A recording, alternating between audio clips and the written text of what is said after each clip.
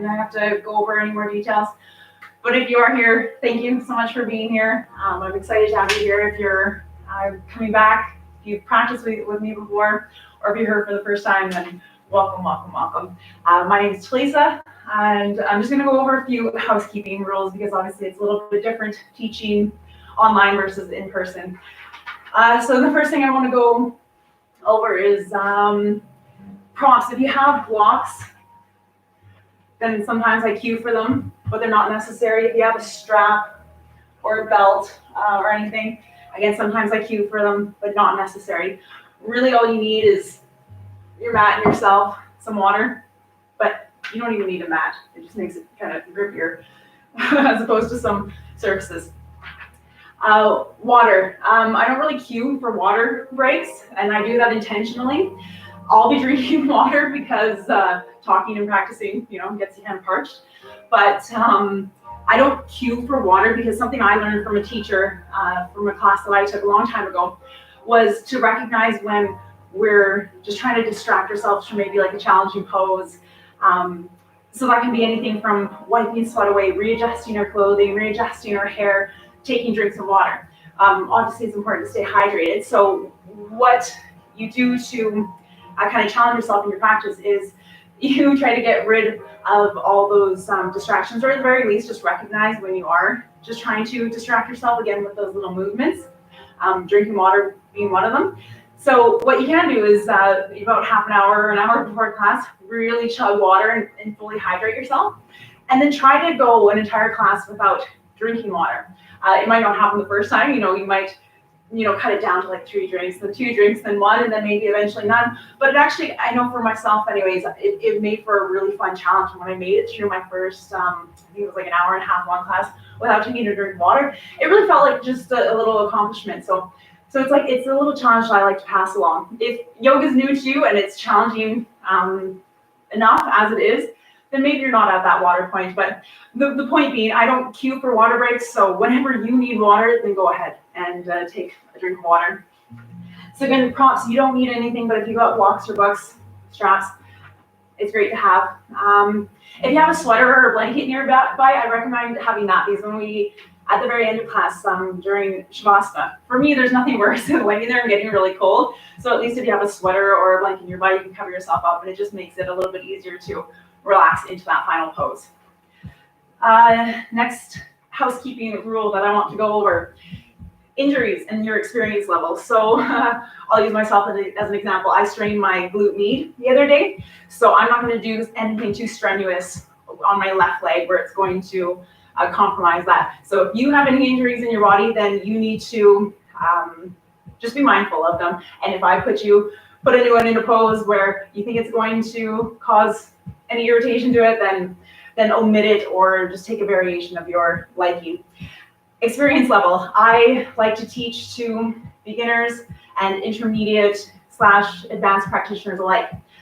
So I talk a lot in my classes, and that's because I'm trying to talk to all levels. So if I'm saying something that seems blatantly obvious to you, then just recognize that I might be talking to someone who it might not be obvious to. If I'm saying something that makes absolutely no sense and outside of your realm, then recognize I might be talking to a more intermediate practitioner. So just kind of tune me out until I'm talking your language, speaking your language again. And as your practice grows, certain cues that made no sense before will all of a sudden click and be like, oh, like that's what she meant. So yeah, you just take what you can so that you're not inundated with too much information. I'm going to give a quick example too. So when I teach poses, like if you're already really warm and like you're rearing to go, and this is causing you angst already, just all my housekeeping rules, then yeah, maybe you go like full-fledged into poses. But I ask that people follow along with me, because I kind of break things down so that we're making sure that we're really building off a strong foundation and then progressing when we're actually ready for it. So with plank as an example, we're all going to start in like a modified plank, so that's on your knees. So things to recognize in a modified plank: from your knees to the crown of your head, you want it to be in a relatively straight line. So we want to avoid this, we want to avoid this, just thinking of that. If that feels good, and then we can go into this again, or I provide the progression: tuck the toes, lift the knees for full plank. When we're in full plank, Again, we want a straight line, but this time from our heels to the crown of our head. So if our bodies are like this, or if our bodies are like that, and we can't actually hold it here, or we can only hold it here for 10 seconds before we start slumping, then we go down to our knees. So if I give a pose and we start with a certain progression of it, and that's hard enough for you, then you by no means have to do do the next variation that I introduce. I'm all for people challenging themselves. So if you want to try it, then absolutely try it. You're still going to build strength there. But if you try it and you feel it and it doesn't feel right, then revert back to that first variation that we did. Because we want to make sure, again, we're building off of a solid foundation. Sometimes I talk about ego in class. So it's just recognizing if you're at the very first part of a pose, like let's say a balancing pose. Oh no, my head doesn't get caught off. So with a balancing pose, the obvious prerequisite is balance. So if you can't pick up your foot without falling over, let's say with tree pose. So this is a variation of tree pose. But if you can't pick up your foot without toppling over, then your tree pose might just look like this. Because you need to get that balance. You need to get that awareness in that standing foot, feel around on it, let it wobble. And then once you feel good, maybe all you do is pick up your foot this high. So again, we have to check in with the ego and see if we're trying to force our leg up here when we're not ready for it. Next housekeeping rule. I promise we'll be through this. Good versus bad pain. Good pain is muscles burning. That's okay. When your muscles are burning, try to hold it for even longer. When you can feel your muscles really starting to fatigue, like if we're in plank, and you feel like your arms are going to give out, you're going to splat down on your face. That's where you really try to hold it, because that's where you're going to build a lot of strength. But then obviously keep your face safe and lower to your knees, or gently, slowly come out of it when you need to. So burning muscles, that's a good pain. Bad pain is any sharp pains like in your joints, or again, if you have an injury and something's bothering it, then omit it altogether. Maybe just watch, or just do something that feels good in your body. Online versus in person. So I can't provide any cues, so I just ask that you move. Even in my classes, I'm not big on adjustments, because it all boils down to proprioception, just feeling what's happening in your body. If I give a cue and you try it and something doesn't feel right in your body, you don't have to do it. Some of it is like more anatomically correct, but my kind of rule of thumb is if it feels good in your body, that usually means that you're doing it right. So yeah, if I give a cue that just doesn't call to you, you don't have to do it. And again, thank you for being here online. I know it's accountability for me anyways, for online versus in person. In person in the studio, it's kind of frowned upon to leave a class in the middle of the class unless something atrocious is happening. So once you get there, you're kind of stuck there. And I know for me anyway, sometimes when I sign up for online classes, I'm like, well, I really don't want to do this now. So just recognize that you need to hold yourself accountable that much more. And so thank you so much for showing up. And I really hope that you stick with me for the entire duration of this class. But obviously we have to duck out earlier if something happens. And the beauty of this is you can leave anytime. If you have any questions, you can pop them in the chat. I'll probably check it at the end of class, or you can email me directly. There will be the option, if there was something that really didn't make sense to you, or you're just looking to advance your practice a little bit more, you can ask me about one-on-one online classes where, yeah, we can work on, maybe you're looking to get your splits or something, and then I can work with you and provide some tips, and we can do like a very specific flow to that.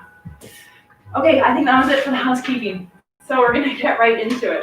I have a little layout. I don't usually, but I wanted to today.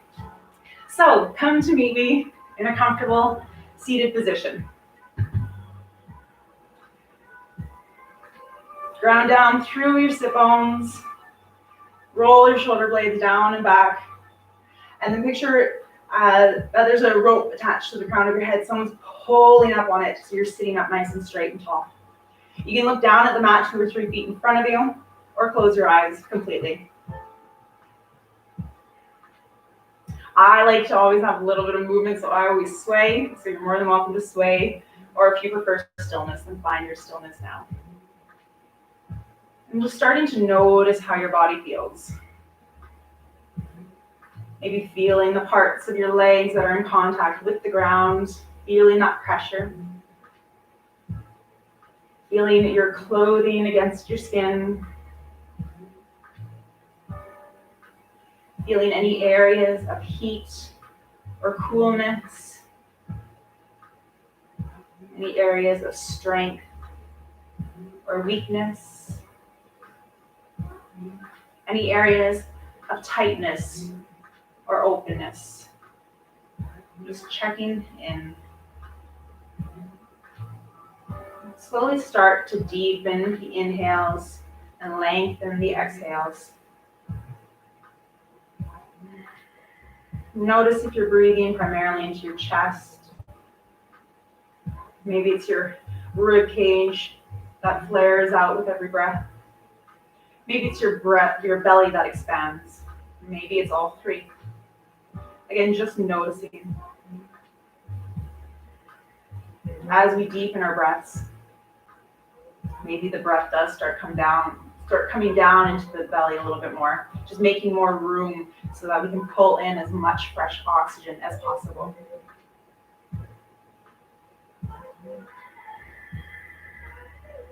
And pushing all that stale air out with the exhales. You can start to implement your Ujjayi breathing. So what that is a slight restriction in the back of your throat. So you can play around with it, just get a feel for it. With that slight restriction, your breath should become more audible to yourself.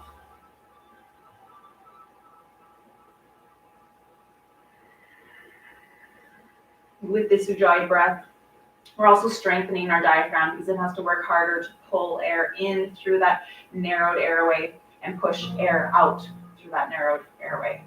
Let's take two more slow, deep breaths here.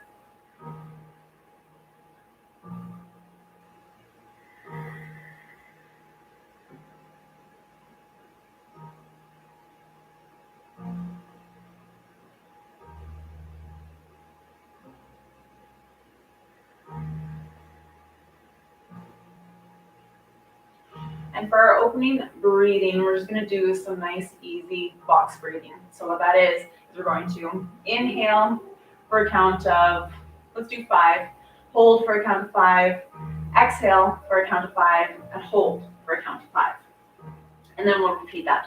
If you find 5 is too long of a count, you're more than welcome to kind of, again, tune me out, and maybe you just go over 3 seconds for each of those 4 breaths / holds. Maybe you want more and you go a little bit longer.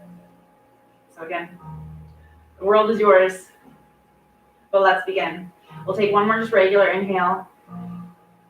Exhale through the mouth. And let's begin. Inhale for 1, 2, 3, 4, 5. Hold. 2, 3, 4, 5. Exhale. 2, 3, 4, 5. Hold.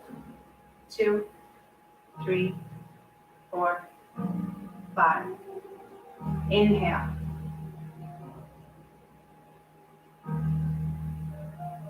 Hold.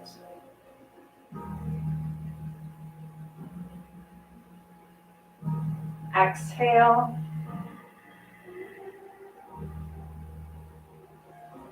Hold.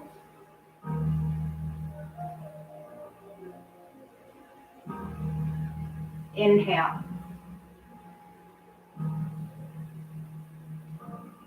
Hold.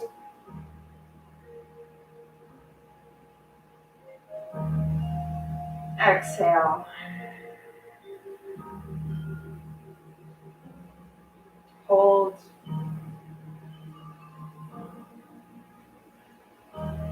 Inhale, second last round.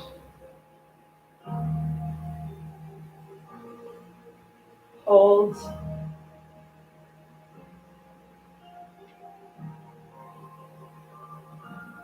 Exhale.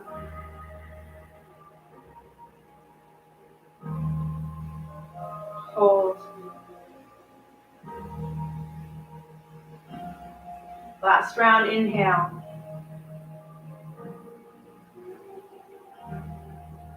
Hold.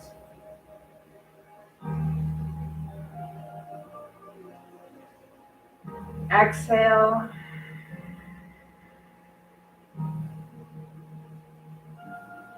Hold.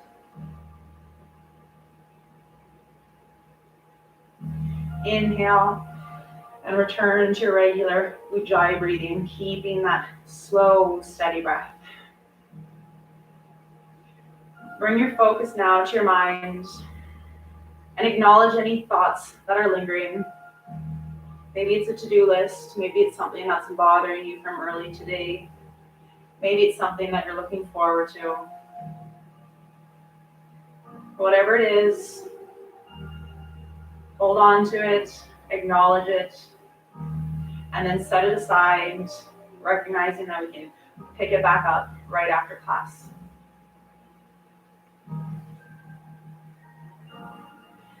A couple of things to focus on during the practice, because again, yoga is a moving meditation, and ways to help keep our minds more in that meditative, undistracted state is one, our gaze. So recognize if your eyes are looking around or a lot, our eyes can be a huge source of distraction. So if you find that that's you, then when we're in a pose, pick a focal point, your drishti. I'll sometimes say, sometimes it's, there is a distinct drishti for a pose, such as like looking out past your middle finger. So when I say that, that's the point of that, is to steady your gaze, to help steady your mind so that you can get into that more meditative state.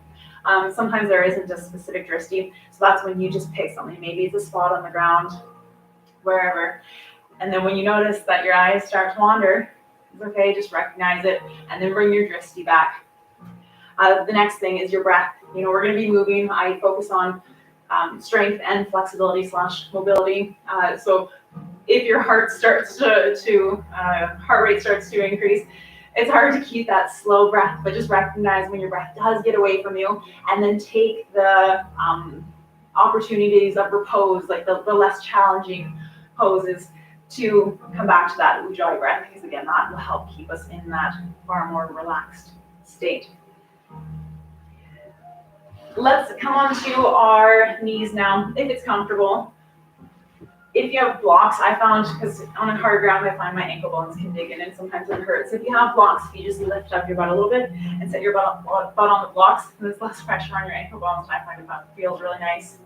If it's just too much for you, then you can stay in any comfortable seated position of your choice. We're going to start by just warming up into the wrists here. So taking slow, articulated circles. So slower than you want to.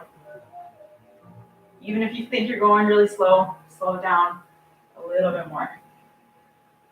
Notice any pops or cracks. It's fine. It's just lubricating here.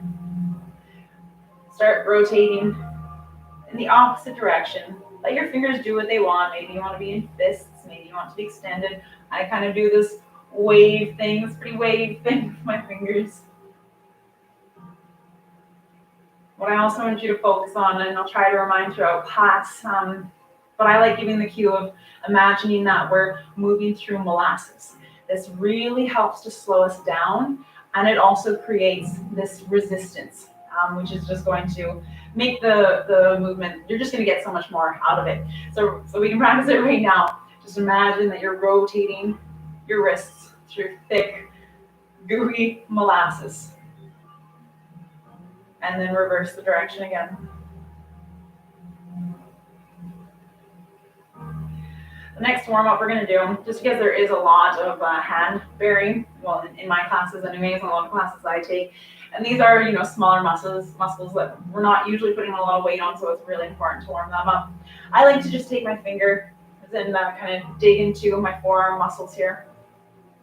And then take my pointer finger and my thumb, and in the little crook between the bones and the wrist, I squeeze in there, make a fist, and just do little circles. I even take these other 3 fingers and again, dig into my forearm muscles. I find it feels really nice. And just take slow, controlled circles both directions. Other side, pinch into everything.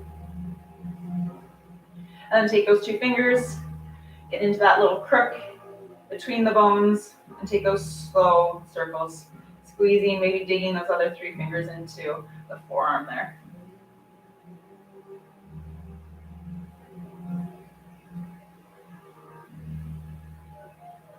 I recently learned a new for me wrist warm up. I've now got 2 favorites. So we're going to do my first favorite, and if you've been to my classes before, you've probably done this with me. It's what I like to say hurts so good. So what we're going to do is just extend the arms out straight in front of us.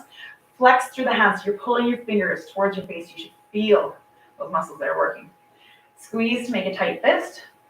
And then release, extend, shooting energy out through your fingers. Flex your fingers back towards your face. Squeeze, make a tight fist, and release. And now we're going to speed that up. Squeezing and releasing as hard as you can, always pulling your fingers back towards your face, but also going as fast as you can. We're going to do this for 1, 2, 3, 4, 5, 6, 7, 8, 9, 10. If you want, you can open the arms out or bring them up. This is a nice shoulder opener too. And doing this for another 10, 9, squeeze harder, release through the fingers harder. 6, 5, your muscles stop cooperating, that's a good sign. 4, 3, 2, 1, and release, shake it out. Roll out the shoulders. Again, that's one of my favorites just because it gets comical near the end of it when you can barely squeeze and release your hands. The next one we're going to do, this might not be accessible for everyone, so I'm going to kind of break it down. So if you don't get all of this, that's fine. Do your darndest. If you have blocks, maybe it'll help because we're going to go into a deep yogic squat or malasana. So you can come to standing, bring your feet a little bit wider than hip distance. You can turn your toes out a little bit. Try with your toes straight ahead. Again, it's going to be a little bit different for everyone, so find which works for you. From here, we're going to sit all the way down. If this is as deep as you can get and it's really uncomfortable, then maybe you just kind of stay here and work on your squat. If you can get down but your heels lift up, that's fine. Like you can have a block under your butt here that you kind of sit on or stack the blocks. Because what we're going to do from here, so if you can get down low enough where your hamstring and your calf come in contact, that's what we need.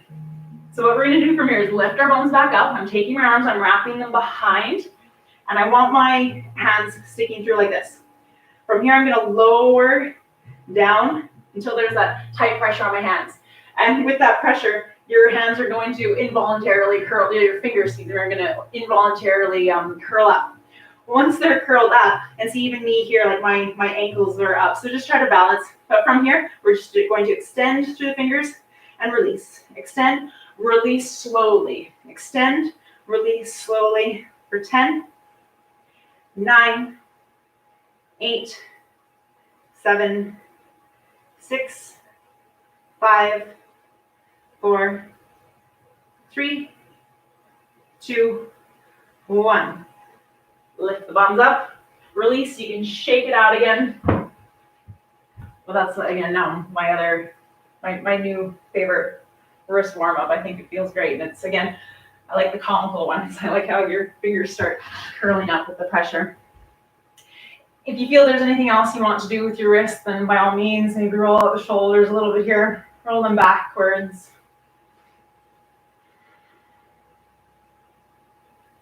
Really shrug them up by your ears and then really depress them all the way down.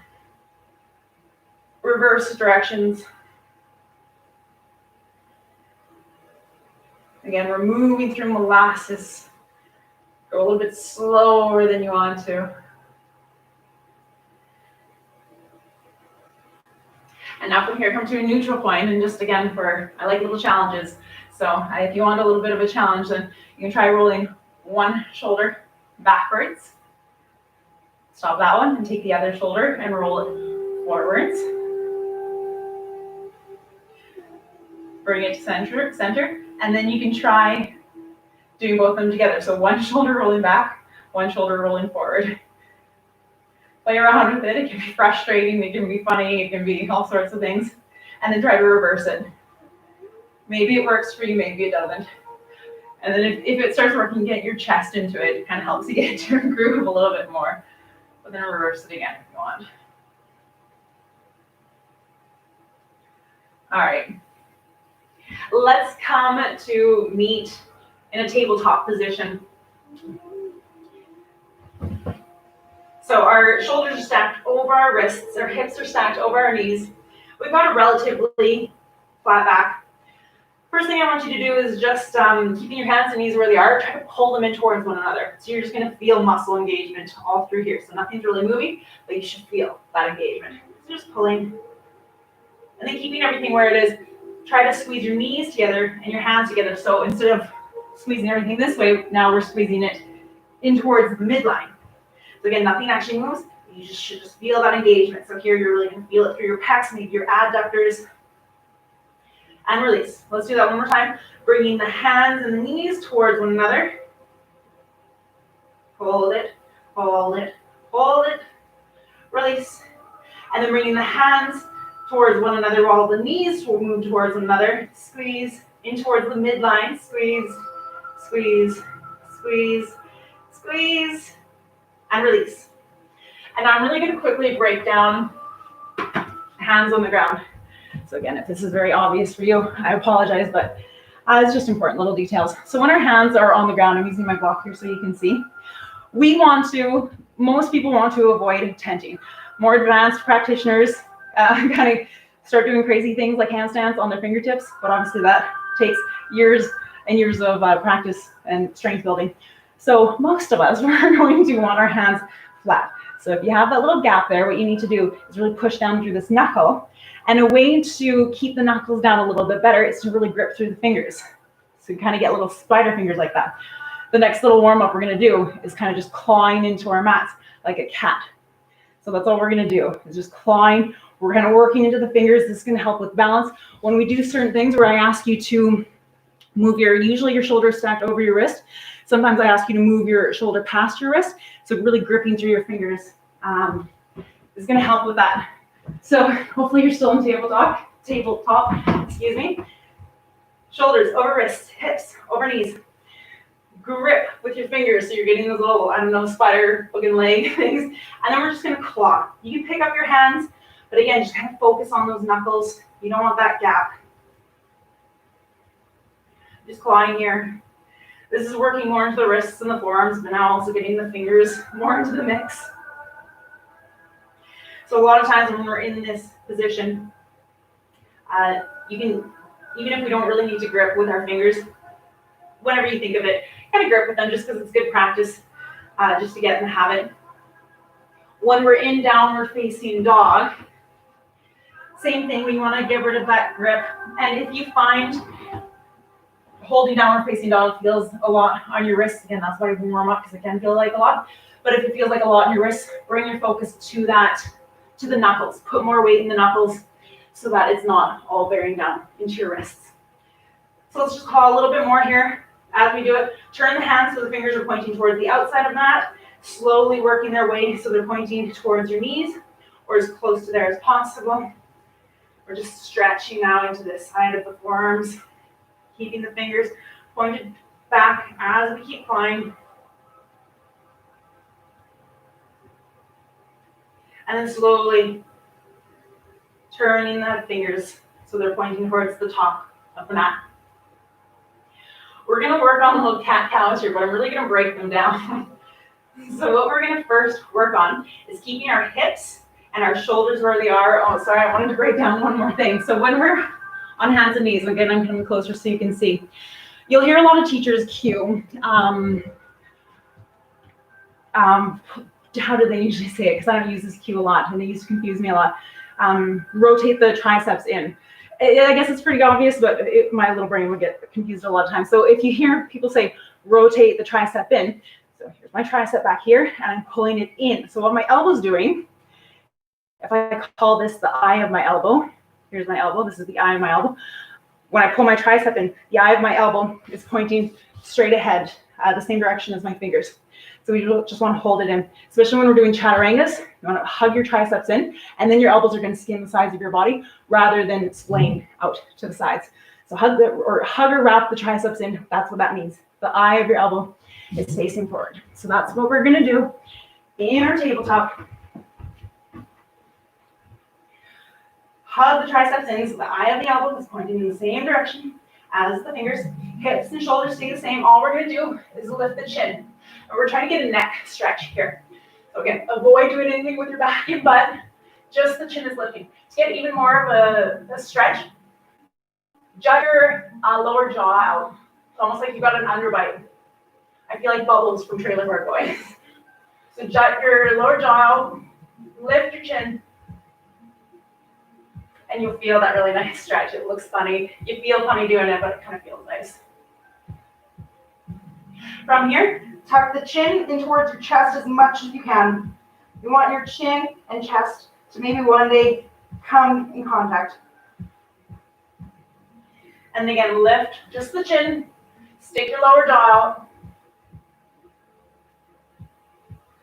and tuck the chin into the chest. Release. Now we're going to work on the shoulder, kind of upper back portion of our cat dogs. So right now I've got a relatively flat back.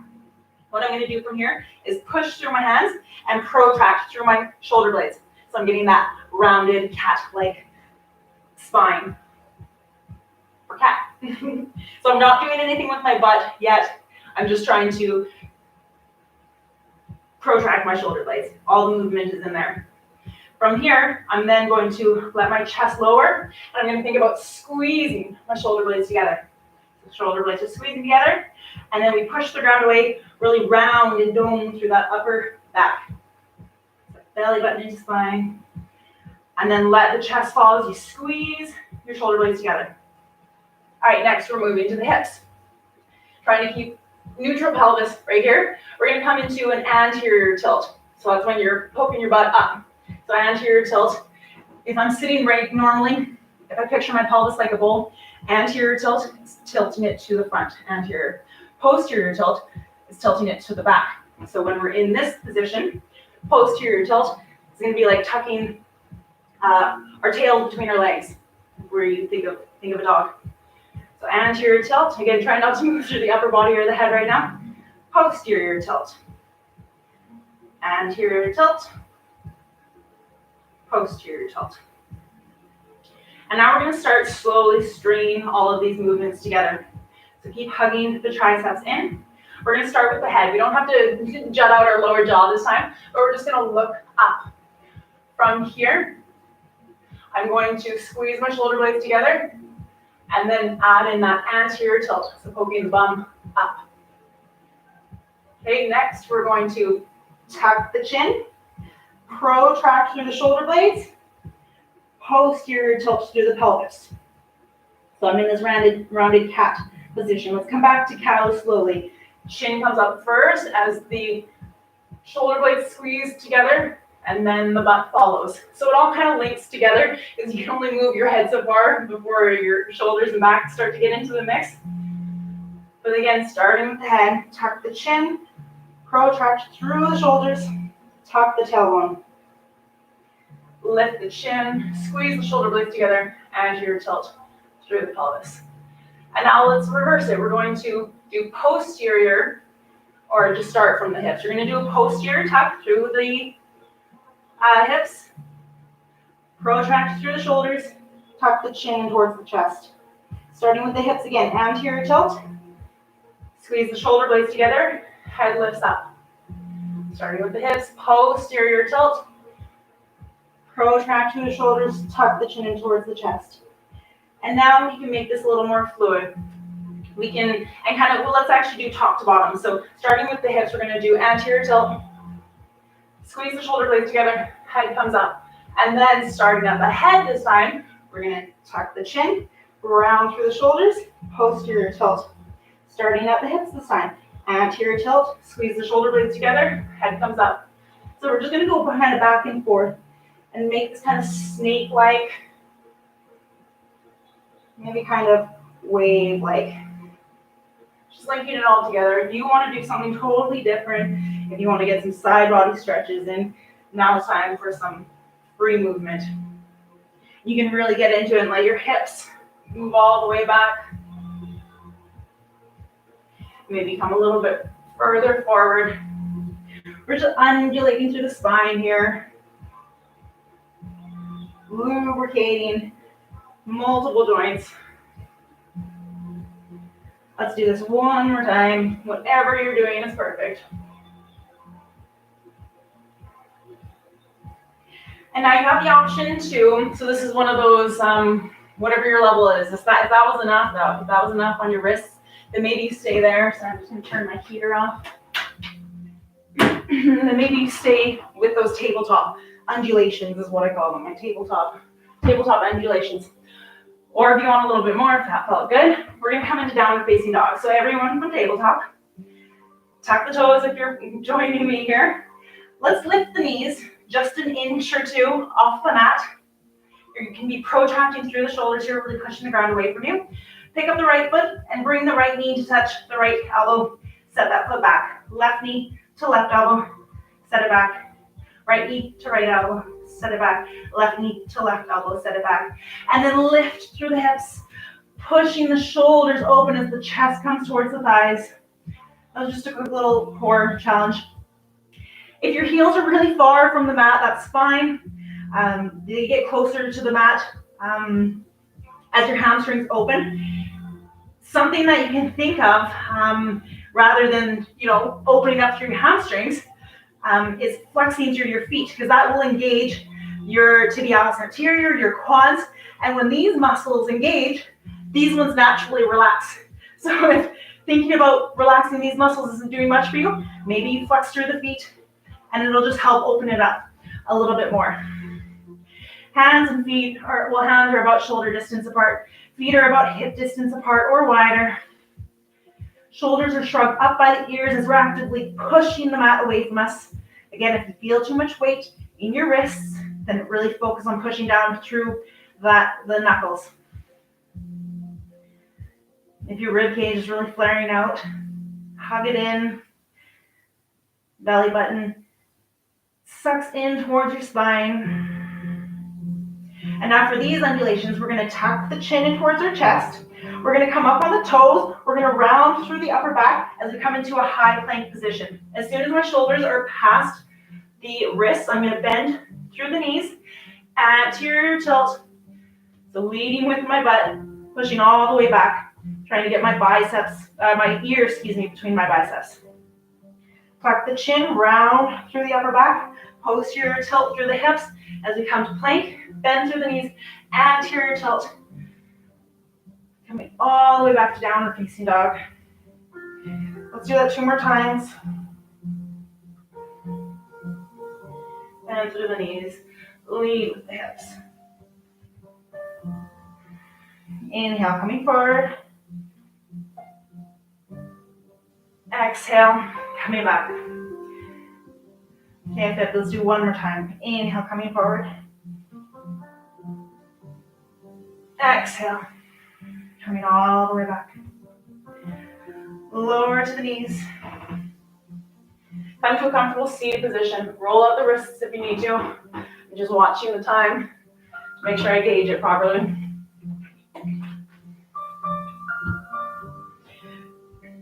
I always recommend giving your wrists some love throughout, especially if you're in a class that's doing a lot of down dogs.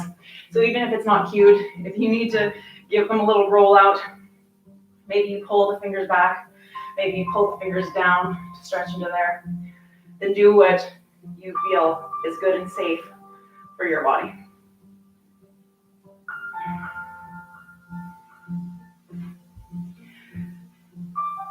I don't usually break down sun salutations too much, but since this is kind of my first class back to teaching, I'm doing a lot more breaking down of the basics than I normally would.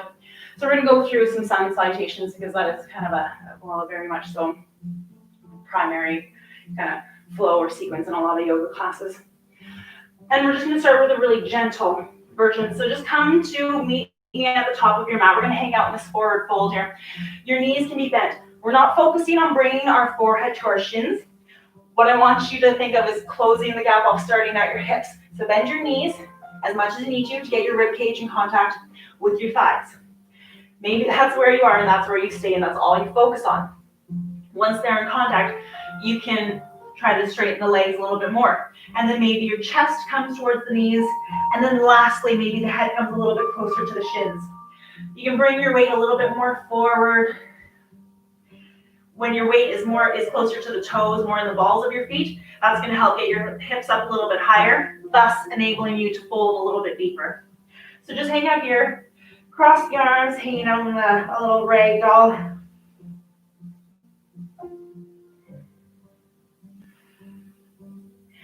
And then from here, really grounding down through the feet, using the hamstrings, these back body, lower muscles. We're going to slowly round up, releasing the arms as we go, one vertebrae at a time. From here, let's inhale, the arms up, looking up between the hands. Exhale, fold forward, maintain the integrity of the spine, so we're just not collapsing through the spine too much. We've got a relatively flat back, all the way down. Coming to this forward fold again, rib cage to thighs, maybe chest to knees, maybe head closer to shins. Inhale, half lift. You can keep your hands on the mat. If you like coming up a little bit higher, maybe your hands come to your shins. Reaching out through the crown of the head for that flat back. Exhale, plant the palms, hug the triceps back. And we're just going to step back to high plank. Again, there's always the option to do this modified plank. From here, actually, let's all just lower to our knees. Hugging the triceps back, lower through chaturanga. Push back up, again, just so we're building strength in both directions here, and lower back down. Come all the way down, untuck the toes, and then we're going to tuck our tailbone down towards our feet, squeeze our glutes, our thighs together. This is going to help protect the lower back. So keep tucking your tailbone down, and from here, we're just going to lift the chest, a gentle cobra. If you pick up your hands, nothing changes. We're using the strength of the spine here. Slowly lower. Inhale, lift up. Exhale, slowly lower. Last one, inhale, lift up. Hold it, hold it, hold it. Exhale, slowly lower. You can do a little half or full upward facing dog here, so hands are on either side of the chest.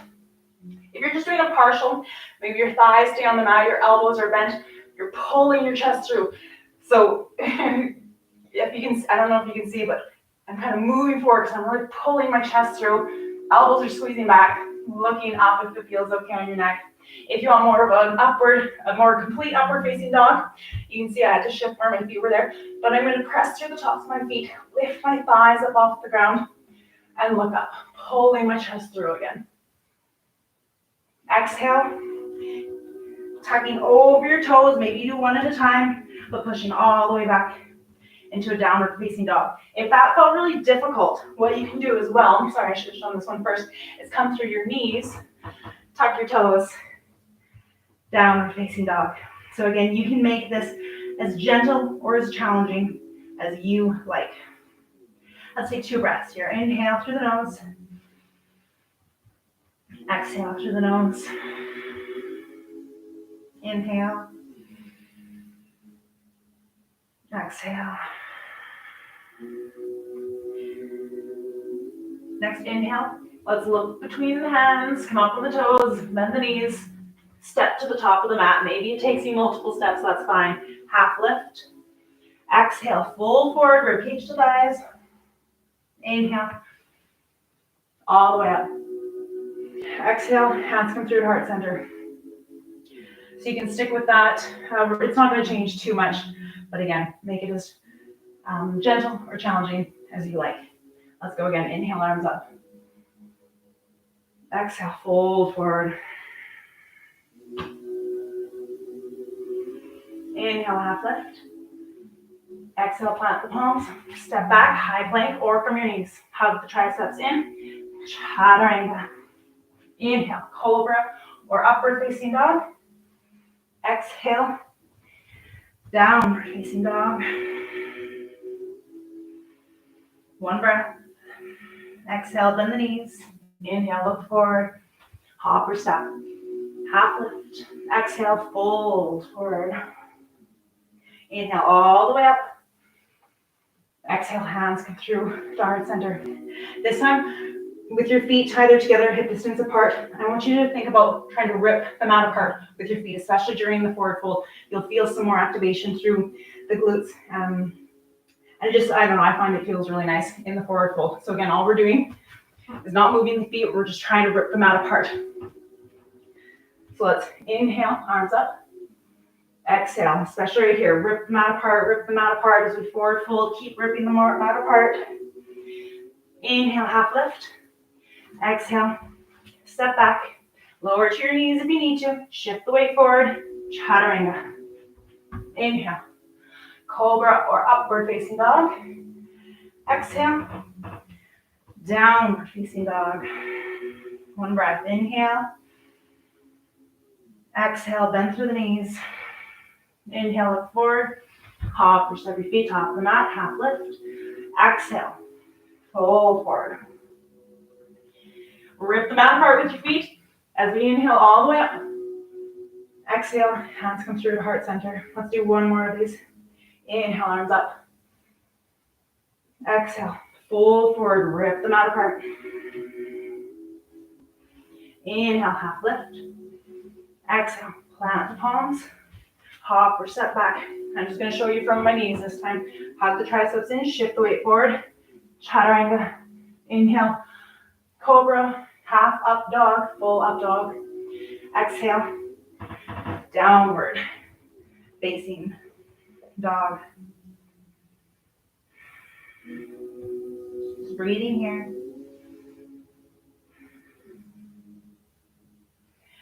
Lower to your knees. We're going to practice jump throughs through a few times. Don't get frustrated with these. They can be very, very challenging. So just recognize that if you have blocks or books that feel stable and secure, then go ahead and grab them now. And you're going to put them about midway. I put mine midway. Maybe you're a little bit closer to the top of your mat. And just have enough room between so that your butt can kind of sit in between them. I'll quickly demonstrate what we're going to do, and I'll break it down. So for some people, if this is what your downward dog looks like, again, with bent knees, beautiful. All we're going to do is look forward, shift our weight forward, and maybe just tiptoe our feet through. If you don't have blocks, this might be a sticky point for you, because if you don't have blocks, you're a lot further down and it can be hard to walk through. So if you find you're lifting your hands up, I try to keep one hand down and maybe just tense these fingers, but we're just trying to tiptoe these feet through. And again, it might be very hard and sticky and not pretty when you do it, that's fine, but then we're coming all the way to the seated position. So just work with what you got if again, it is really challenging for you.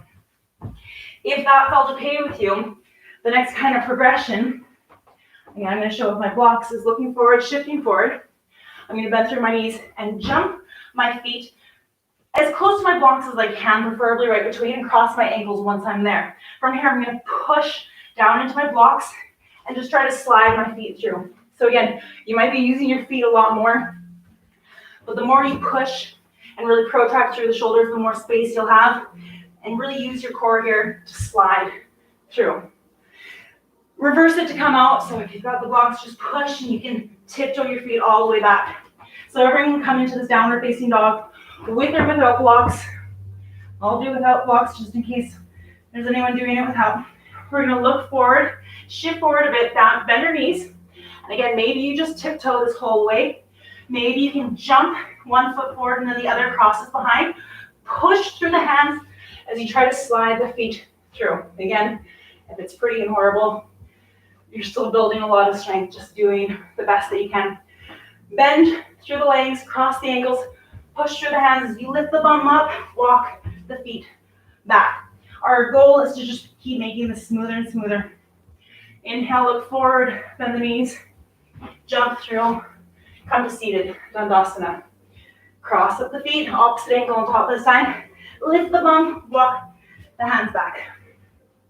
Again, inhale, look forward, bend the knees, tiptoe, or maybe more fluidly jump through. Cross through the legs, lift the bum up, as you walk the feet back. Again, inhale, look forward, bend the knees, jump through, or awkwardly wiggle your way through. Bend the legs, cross the ankles. We're gonna do this 2 more times. Come back. Inhale, look forward, bend the knees, jump through, lower.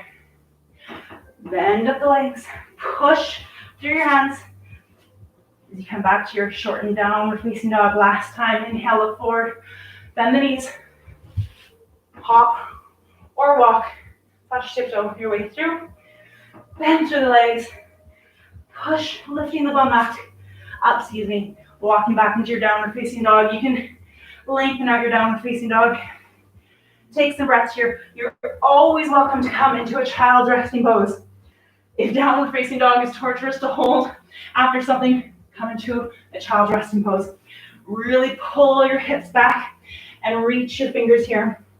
Knees can be together or splayed apart, personal preference. Take 3 more breaths wherever you are.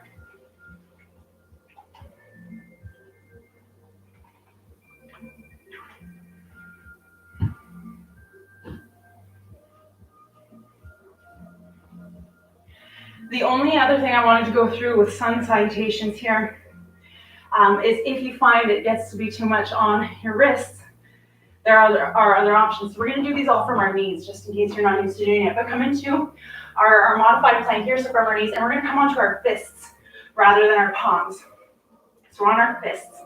This might feel horrendously uncomfortable for you, or it might be a nice little switch up for you. Really, I find I really like to squeeze through my fists. And all we're going to do here is wrap the triceps back in chaturanga and come up. Just to see how this feels. And again, I find it's just a nice little option sometimes.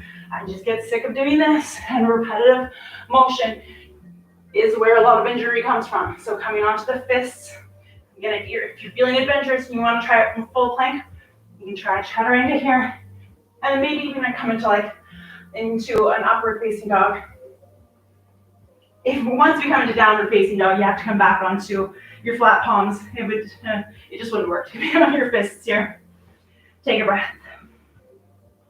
Come back to this modified plank. The other one, this one can build up a lot of hamstring, is tenting your hands here. So we're just going to play around with this one on our knees because this can even be a lot. Maybe staying right here is enough. If you want to try doing a bit of a chaturanga down on your fingertips and then coming up, just take it slow and see if it feels okay for you. But again, it takes a lot of it out of the wrist. So just some options whenever you're in a class. If you want to go on your fists or on your fingertips, just to switch it up if you're doing a lot of sun salutations. All right, next thing we're going to do is come into a downward facing. Actually, let's start in tabletop. I'm going to progress this one as well. From here, we're going to extend our right leg back behind us and lift it straight up. So my hips do not move. So my leg's going to only come so high. If I open my hips up, my leg can come a lot higher, but that's not what we're after right here. So keep the right hip down, and we're just going to gently pulse this leg. And again, imagine that we're moving through molasses. We're going to build up more strength this way. Yoga is really good for opening up through the hamstrings and kind of strengthening through the quads. But it doesn't really balance out strengthening the hamstrings and lengthening the quads. So that's just what we're focusing right now is strengthening through the glutes, the hamstrings. Maybe your calf is feeling it a little bit. Keep moving through that molasses, especially on the downward motion. Push up through it, and you're pushing down through that molasses. Let's go for 5, 4, 3, 2, 1. Bend through that leg, and we're just going to pulse the heel towards the ceiling for 10, 9, 8, 7. Keep the core strong. 5, 4, 3, 2, 1. This is also another good spot if you're feeling in your wrists. You can come to fists here. With a bent leg, we're gonna rotate our leg out to the side. I'm gonna turn here so you guys can see. So from here, I'm just rotating my leg out to the side and trying to get my knee up towards that same tricep, and then coming all the way back. Again, pull the knee out to the side, all the way forward. And after that. 3, 2, 1. Bring it back. Lower that leg down. We're going to come to the other side now. Extend the left leg back behind you. Keep that left hip down, so don't let it pop up. And we're just going to pulse. Moving through molasses here.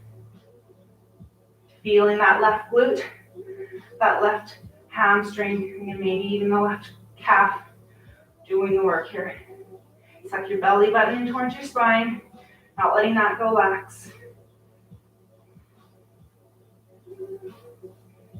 Let's go for 10, 9, 8, 7, 6, 5, 4, 3, 2, 1. Bend through the leg. Left heel up towards the ceiling. 5, 4, 3, 2, 1. And now we're extending that left knee out to the side and trying to get as close to the left tricep as possible. Bringing it all the way back. Out to the side. And all the way back. Again. For 3,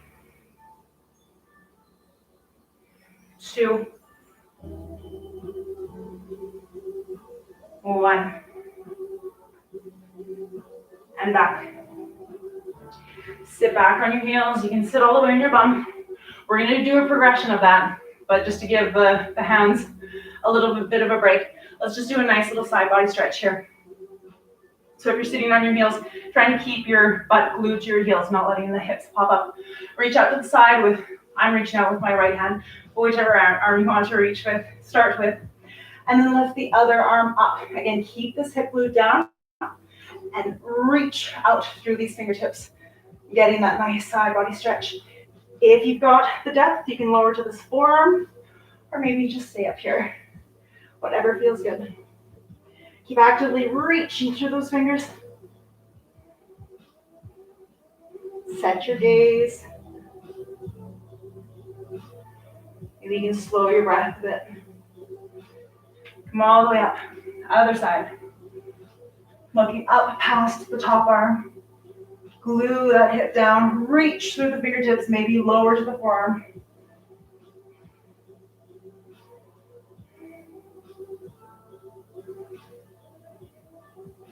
Coming all the way up. Just for a nice little chest opener on our knees here, we're going to bring our arms back behind us, interlock all 10 fingers. If it's more comfortable to keep your wrists apart, then by all means do that. If you can, try to squeeze your wrists together, your palms and your wrists together. From here, we're really opening up through the chest. You might just stay right here.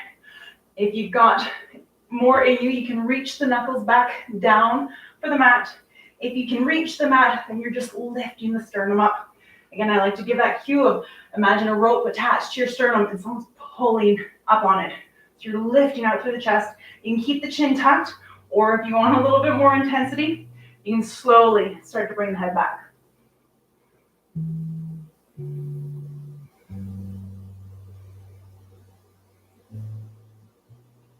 Tuck the chin, slowly bring everything up. Release here. We're just going to do another shoulder stretch before we come into that, the next progression of the kind of glute leg stuff we were doing. We're going to come into a bit of a puppy pose. So coming into a bit of a tabletop and then down onto your forearms. You can stay right here and maybe inch the fingers forward. Come up onto the hands and just try to bring your forehead down. Maybe this is enough on your shoulders. Another option is coming up on the elbows, tenting the fingers so just the fingertips are touching, and trying to get your head through. Again, this is an option. This is an option. If you're really open through this, you can keep your head up and try to bring your chin and then maybe your chest in contact with the mat, but that can be really intense. So if you're not there, this is enough. If you want to take little slow, controlled pulses to open up even more into the shoulders, then by all means. And again, maybe you even try out this. Maybe this feels a little bit nicer for you.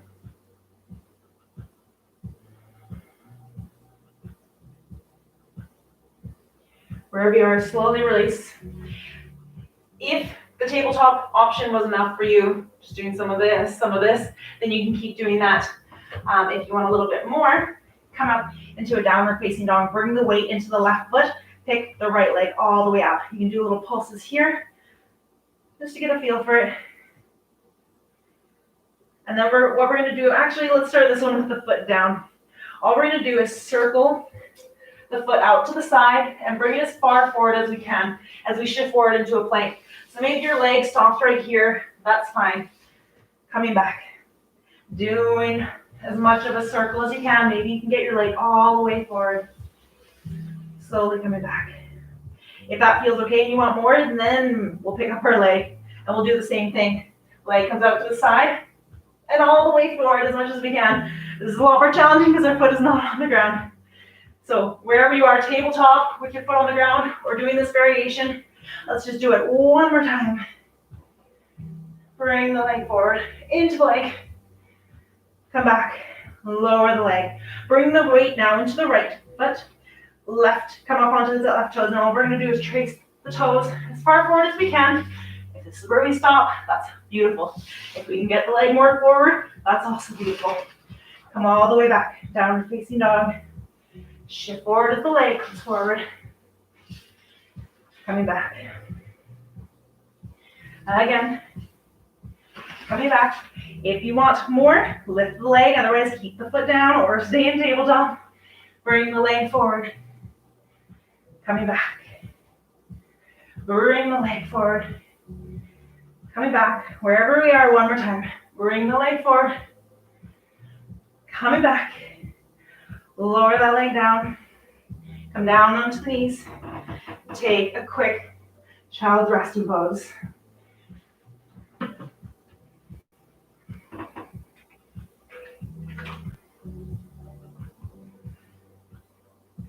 Got about 10 minutes left in class.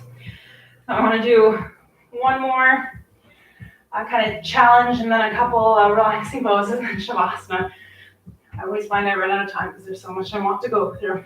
So let's come into a forearm plank. So your hands can be together, but try to just have your thumbs touching. Elbows are shoulder distance apart. Tuck the toes, come up. And from here, all we're going to do is rotate onto the left side, whichever side you want to start with. I'm down on my right arm. Left arm is therefore reaching up. Lift through the hips so you really feel your obliques working here. Bring your gaze, your drishti out past the left thumb and just hold it.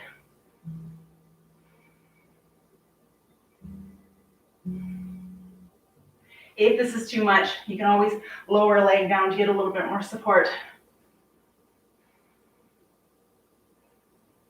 Only for 5, 4, 3, 2, 1. Slowly bring that arm down, plant it down firmly, and come to the other side. So for me, I'm down on my left arm. Right arm reaches up. My gaze is out past the right thumb. Lifting through the hips to really feel the obliques working. You can lower that bottom leg if you need the added support.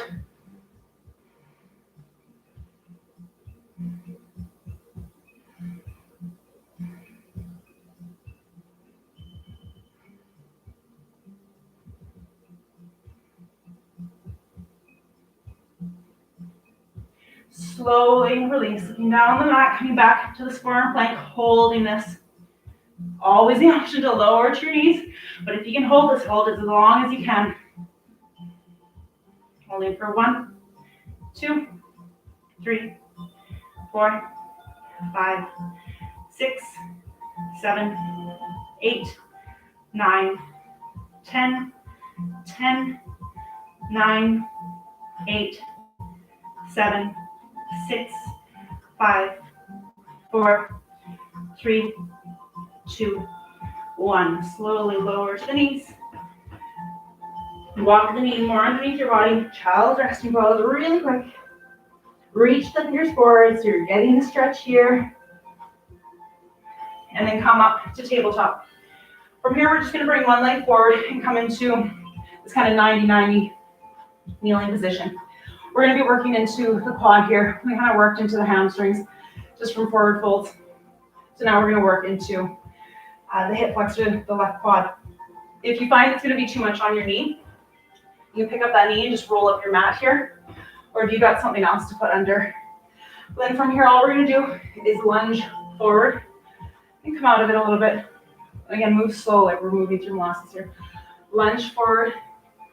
Try to keep your hips square. So for me, with my right leg forward, I need to pull my left hip forward, right hip back. You can see there. So if I let my hips open, I can go really deep, which isn't terrible. You can kind of find your depth here. You can get a nice stretch, but then just recognize that that's why you're getting deeper. So just see what happens when you square up your hips. You see I come out of it a little bit, just getting a little bit of a different stretch. Come out of it. Come forward again. Maybe come to your depth. Let your hips splay apart. And then square up the hips, but stay as deep as you can.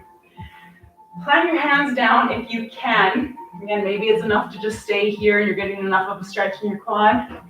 Oh, stay there for a second. My battery. Let me just make sure the plug-in's in here properly.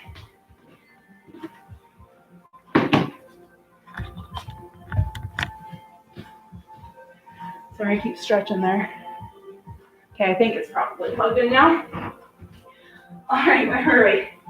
So from here, if you don't, for me, I feel this in my hip flexor. I don't really feel it in my quad. So if you're like me, what you can do is lean forward, maybe scooch the back leg back a little bit. That'll bring you more onto like your lower thigh rather than your kneecap. And then you can pick this foot up. Maybe you sit a little more upright. Maybe you reach back for the foot. But for me, I know I feel the stretch a lot more here. So again, if you're a little bit more open and you want a little bit more, then you come here. You can just hold in here. Slowing the breath, keeping everything calm. When we can keep everything calm, it lets our body know that this is okay. If we come too deep and we're holding our breath and we're panicking and we slingshot out of poses, our body's going to remember that and think that it was unsafe what we were doing. So we want to keep everything calm. If you find you're too deep in pose, come out of it a little bit rather than coming all the way out. And when we exit poses, always try to do it in a slow, controlled manner. Hold it for one more slow breath here. And slowly release wherever you are. Step that foot back, bringing the other one forward. So again, we're starting in this 90-90. Then you can start to, again, lift up that knee if you want a little extra padding. And then from here, we're just gonna hinge, lunge forward. So again, thinking of the hips, if you let them splay open, you're gonna go deeper, but then square them up. And then come up. Lunge forward. Maybe you let the hips open, get that nice stretch, but then square them up. Find that strength within the stretch and come up. Doing that again. And this time we're going to hold it here. So find your depth. Again, come to your bottom point. So if the hips are splayed, even if you just square them up a little bit, it's better than really collapsing into it. If you want more of a stretch into your other quad here, if you can lean forward, maybe scooch the leg back so you come onto just above the kneecap and not right on the kneecap. And bend through that leg. Maybe reaching back for it. This is where a strap might come in handy. If you've got a strap, you can wrap it around the ankle and use your hand to pull on it so you can get that stretch.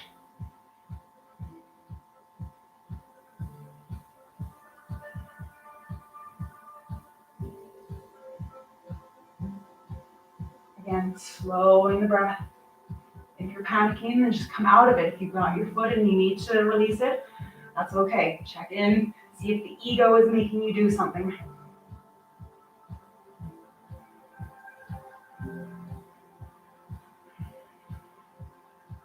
And then wherever you are, slowly releasing. Coming out of it. We're going to sit on our bums. Oh man, we've got 3 minutes left. Let's just do a quick straddle pose. So bring your legs as wide as you can. Don't bring them so wide that you've got a posterior tilt and you're sitting back like this. We want to sit upright, so we've got more of an anterior tilt going on. So tilting this way. So if you need to bring your feet closer together, then do so. From here, same thing with the forward fold. Think about bringing your rib cage down first. Rib cage as close to the ground. Maybe you stop here. Beautiful. Inhale, extend out through the crown of your head. Exhale, lower down even just a millimeter more. Relaxing the body into it. Letting the body know it's okay. Inhale, lengthen out through the crown of the head. Maybe lift out of the stretch. Exhale, lower even just a millimeter more. Doing that 3 more times with your own breath.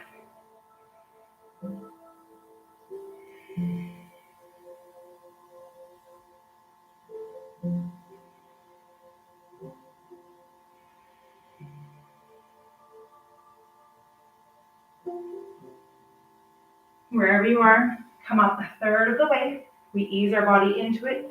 We can ease our body out of it. Come up another third of the way. Take a breath. And then come all the way up. Come to lay on your back. Take any final pose or poses that are calling to you. Some of my favorites. Happy baby. Make sure your lower back is in contact with the mat. Bring one knee in and then the other. Pick up the feet. I like grabbing from the inside of the feet. A lot of people cue to grab from the outside. Whatever feels good for you. If you want more of a stretch, you can straighten one leg, maybe the other leg. Another option is supine figure 4 if you want more for your hips. Cross one leg on top, reach the hands through. You can grab behind the thigh or in front of the shin and pull the foot. Keep the foot flexed for the leg that's on top to protect the knee and pull it in. And switch whenever you need to. If you want to take a twist, you can take a supine twist here. So maybe just with both knees bent, you lower them to one side, keeping both shoulders in contact with the mat. Bring your gaze out to the other side. By keeping both shoulders in contact with the mat, this brings the twist more into the thoracic spine, which is where we want it. Switching wherever you need to, depending on how many of these final poses you're doing. Maybe holding one for longer. But once you're ready, setting up for your final Shavasana. You can take more traditional with the legs extended, feet to the width of your mat, arms down by your side, a little bit wider, palms facing up. If that's too much on your lower back, bend up the legs, feet width of your mat as the knees gently rest on one another. And I always like bringing my arms into cactus arms just to help open up even more through the front body here. Gently closing your eyes, and I want you to squeeze every muscle in your body, including your face muscles. Squeeze, squeeze, squeeze, squeeze, squeeze, squeeze, squeeze, and let everything go, melting down into your mat. Slowing your breath. Relaxing your tongue away from the roof of your mouth. Relaxing your jaw, the area around your eyes. And imagining that your entire body is made of wax and it's slowly melting down into your mat.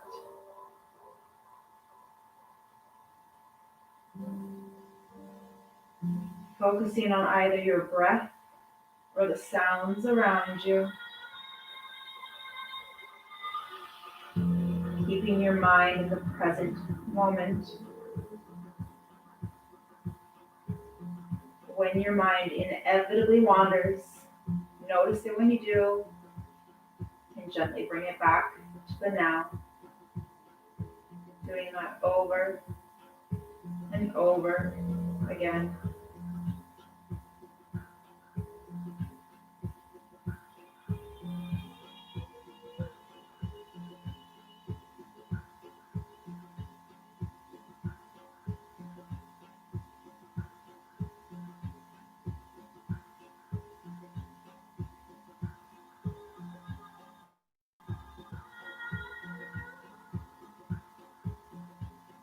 If the mind has wandered, gently bring it back for one more breath.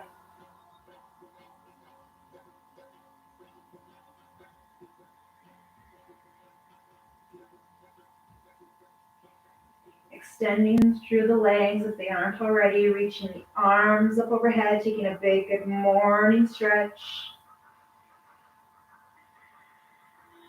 Bending through the knees, doing what you need to come into a fetal position.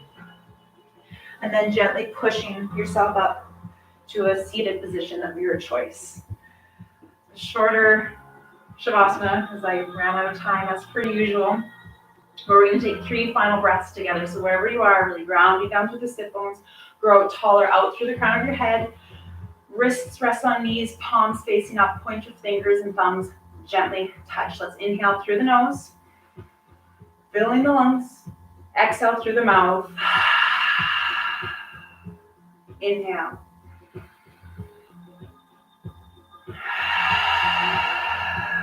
Last one. Inhale.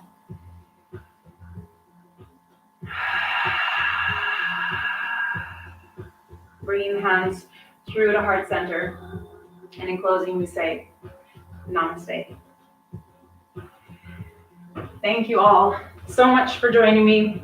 Thank you again for your patience and understanding with any glitches. If you have any questions, concerns, or comments, you can always email me. And I hope to see you again. And I hope you all have a glorious, glorious evening. Thank you.